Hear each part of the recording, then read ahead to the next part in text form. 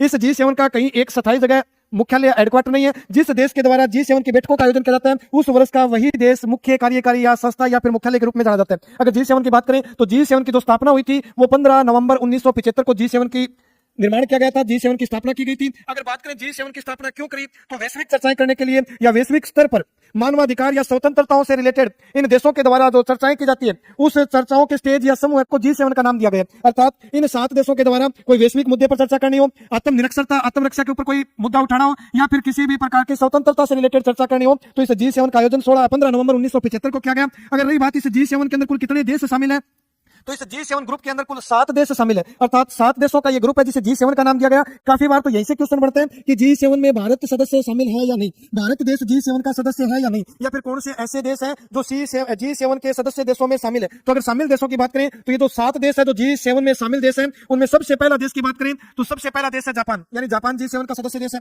उसके बाद दूसरा देश की बात करें तो अमेरिका भी G7 ग्रुप में शामिल देश है। उसके बाद थर्ड देश की बात करें तो इटली भी G7 सदस्य देश है या फिर G7 ग्रुप में शामिल देश है। उसके बाद अगर नंबर 4 बात करें तो जर्मनी देश भी G7 का हिस्सा है। उसके बाद नंबर 5 बात करें तो ब्रिटेन देश भी G7 में शामिल देश है।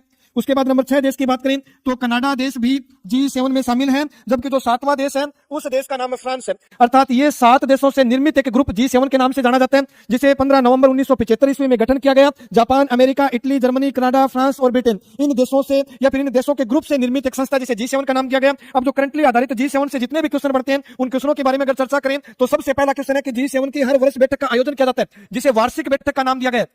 अगर बात करें 2024 के अंदर जो G7 की बैठक का आयोजन किया गया था, अगर वो पूछा जाए कि कौन से नंबर की बैठक थी तो क्रम के आधार पर 2024 की 50वीं बैठक यानी G7 की जो 50वीं बैठक थी वो सन 2024 के अंदर 50वीं बैठक का आयोजन किया गया था। अगर बात करें कि 50वीं बैठक का आयोजन कहां किया गया तो वो तो ध्यान रखना है G7 की जो 50वीं बैठक का आयोजन किया गया था वो इटली देश में किया गया था, यानी इटली के अंदर G7 की 50वीं बैठक का आयोजन सन 2024 ईस्वी में किया गया। अगर बात करें 2025 की G7 की बैठक तो 2025 की G7 की जो बैठक थी वो 51वीं बैठक थी, यानी क्रम के आधार पर पूछा जाए तो 51वीं बैठक का आयोजन 2025 के अंदर G7 का किया गया। इस G7 की 51वीं बैठक का आयोजन पूछ लिए तो बच्चों ध्यान रखना है अल्बर्टा कनाडा, यानी 51वीं बैठक का जो आयोजन किया गया था वो कनाडा देश के द्वारा किया गया था, जबकि G7 की जो 2024 की बैठक का आयोजन हुआ था वो इटली देश के अंदर हुआ था। अगर आगे की बात करें 2026 की G7 की बैठक तो ये 52वें क्रम की बैठक रहने वाली है और 2026 की जो G7 की बैठक का आयोजक देश रहने वाला है वो देश है फ्रांस।